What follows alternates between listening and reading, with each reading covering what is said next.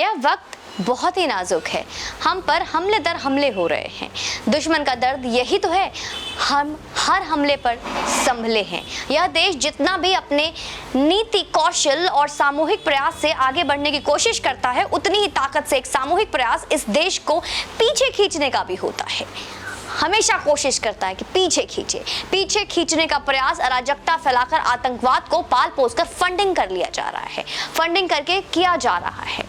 कुछ भी हो, देश की कहीं भी अगर देश के खिलाफ कुछ हो रहा, फंडिंग हो जाती है। यह बात इस दुनिया का हर देश जानता है कि अगर भारत के रास्ते में रोड़ा ना अटकाया जाए तो यह देश आने वाले कुछ एक सालों में से सबसे आगे खड़ा हो जाएगा। आतंकवादी घटनाओं का फंडिंग इस देश के बढ़ते कदम पर एक ऐसी जंजीर है जिसे वक्त रहते अगर नहीं काटा गया तो हम विकास की दौड़ से पीछे छूट जाएंगे।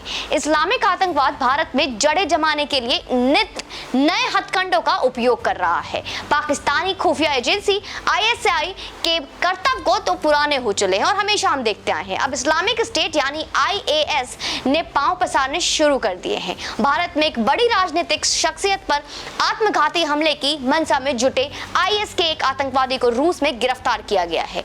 रूस की शीर्ष खुफिया एजेंसी का कहना है दोस्तों कि मध्य एशियाई देश के इस आतंकी को अप्रैल में ही तुर्की में आईएस की तरफ से आत्मघाती हमला यानी मानव बम के रूप में हमला करने के लिए प्रशिक्षित किया जा रहा है और प्रशिक्षित किया जाएगा।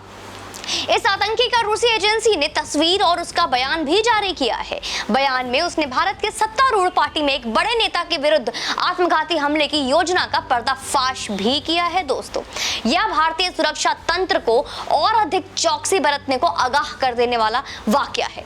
रूस का दावा है कि उस आतंकी से आईएस ने तुर्की में टेलीग्राम ऐप के जरिए संपर्क साधा था और उसे फिर वहीं पे प्रशिक्षित भी किया। उसने यह भी स्वीकार किया है कि भारत पहुंचने पर उसे आईएस की ओर से आतंकी हमले के लिए जरूरी चीजें मिलनी थी। भारत और रूस के बीच आतंकवाद के खिलाफ पहले से ही समझौता है। इस लिहाज से रूस की तरफ से इस मामले में भरपूर सहयोग मिल भी रहा है। रूसी एजेंसी के इस महत्वपूर्ण पर्दाफाश के बाद भारतीय खुफिया एजेंसियों और सुरक्षा महकमे के भीतर खलबली मचना अब स्वाभाविक है। भारतीय एजेंसियां इस बात से चिंतित हैं कि पहली बार भारत के किसी नेता के खिलाफ आईएस ने साजिश रचने की कोशिश की। चुनौती इस मामले की तह में जाने की है। भारत में सक्रिय आतंकी संगठनों से आईएस के तार जुड़ना भी चिंता का विषय है। दोस्तों, पूर्व में नुपुर शर्मा द्वारा की गई एक टिप्पणी के खिलाफ देश भर में जिस तरह आतंक फैलाने का प्रयास किया गया वह बेहद खतरनाक और खौफनाक है। पिछले दिनों राजस्थान की सीमा पर भी एक आतंकवादी को इसी उद्देश्य से पूर्ति के लिए भारत में प्रवेश करते समय पकड़ा गया था। उसने नुपुर शर्मा के घर की रेकी करने और उनके बारे में जानकारी एकत्रित करने के भी दावे किए। देश में आतंकी और आईएस जैसे खूंखार आतंकी संगठनों के लिए विदेशी फंडिंग के नेटवर्क का पर्दाफाश भी भारत की चिंताएं लगातार निरंतर बढ़ाई जा रही है। एनआईए ने पिछले दिनों पटना के दीघा निवासी मोहसिन अहमद को दिल्ली में गिरफ्तार किया।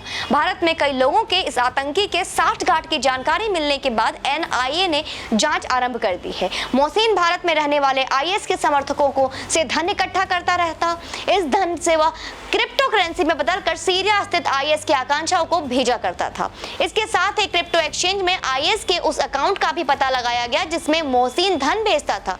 वो लंबे समय से इस काम में जुटा था, लेकिन जांच एजेंसियों के रडार पर हाल में उसकी संदिग्ध गतिविधियां आई और वह पकड़ा गया। सुरक्षा एजेंसियों को जानकारी मिली थी कि देश में कट्टर इस्लामिक विचारधारा से जुड़े कई लोग आईएस की गतिविधियों में शामिल हो रहे हैं। इनमें से कुछ तो ऑनलाइन गतिविधियों के शामिल होते हैं, जबकि अनेक लोग जमीनी स्तर पे भी आईएस के लिए काम कर रहे हैं। ये लोग खास तौर पर भारत में कट्टरता का फैलाव करते हुए भारत में आईएस का समर्थन करने वालों से चंदा जुटाते हैं, उसकी आतंकी विचारधारा का प्रचार प्रसार करते हैं और धन आईएस को भेजते आ रहे हैं।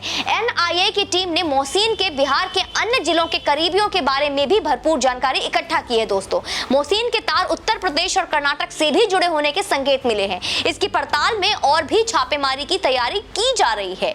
आतंकी फंडिंग के चौंकाने वाले सच सामने आए हैं जो भारत में इस्लामिक आतंकवाद की जड़ों को मजबूत मजबूत बनाने में निरंतर सक्रिय रहे। पीएफआई को हर साल सऊदी अरब, कतर, कुवैत, यूएई और बहरीन से लगभग 500 करोड़ रुपए मिले थे दोस्तों। बहुत चौंकाने वाले आंकड़े हैं। इसे परिवार की देखरेख के नाम पर अलग अलग खातों में भेजा जाता है। इसके लिए पीएफआई सदस्यों को, रिश्तेदारों तथा परिचितों को 2 लाख बैंक खातों का इस्तेमाल किया जाता रहा है। आईएनए की एंटी टेरर फंडिंग विंग यह जांच कर रही है कि यह रकम कहां खर्च की जाती रही है। पता चला कि पीएफआई कई ऐसे संगठनों को पैसे भेजती है जो युवाओं में इस्लामिक कट्टरता फैलाने का काम करते हैं। पीएफआई के फुलवारी शरीफ मॉड्यूल के पर्दाफाश के साथ यह भी सार्वजनिक हो चुका है कि अनेक संगठन मुस्लिम युवकों का ब्रेन वॉश कर उन्हें कट्टर बना रही है, देशद्रोही बना रही है। पीएफआई मुस्लिम विरोधी कतिपय सरकार नीतियों के चिन्हित करती और उनके विरुद्ध आंदोलन को उकसाती तथा आंदोलनकारियों पर खूब खर्च भी करती है। जेल में बंद आतंकियों की कानूनी लड़ाई को मोर्चे पर भी पीएफआई का विदेश से एकत्रित धन खर्च किया जाता है। इस कार्य के लिए उसने कई फ्रंट भी बना रखे हैं।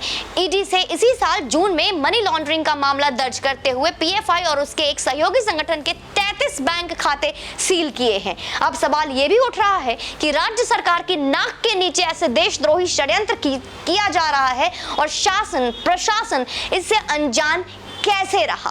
ऐसे षड्यंत्र के मामलों पर राज्य प्रशासन को पूरी नजर रखनी चाहिए। खैर, अब यह देखना होगा कि जांच एजेंसियां आगे और क्या बारीक तहों से जानकारियां जुटा पाती है ताकि आतंक के प्रहार के लिए निर्णायक रणनीति तैयार की जा सके। लेकिन क्या सवाल अब ये उठता है कि हमारे देश में जितने भी इस तरीके से जो गतिविधियां हो रही है वो कब तक हमारा हिंदुस्तान पूरी तरीके से इस्लामीकरण के बदलने के लिए ये कोशिश हिंदुस्तान में, देश में होती रहेगी और शासन और प्रशासन चुप होकर देखता रहेगा? सवाल तो बहुत बड़ा खड़ा होता है। बाकी आप अपना सुझाव कमेंट बॉक्स में जरूर बताइए। वीडियो को लाइक जरूर कीजिए, शेयर कीजिए और अपना सनातन परिवार बड़ा करने में मेरी सहायता कीजिए। फेसबुक पर जिस तरीके से आप मुझे सपोर्ट करते हैं, इसी तरीके से यूट्यूब पे भी पॉलिटिकल इंडिया नाम से अपना चैनल है, आप वहां भी जाकर वीडियो को देखें, लिंक कॉपी करके शेयर करें और वीडियो को कम से कम लाइक तो करते ही हैं आप।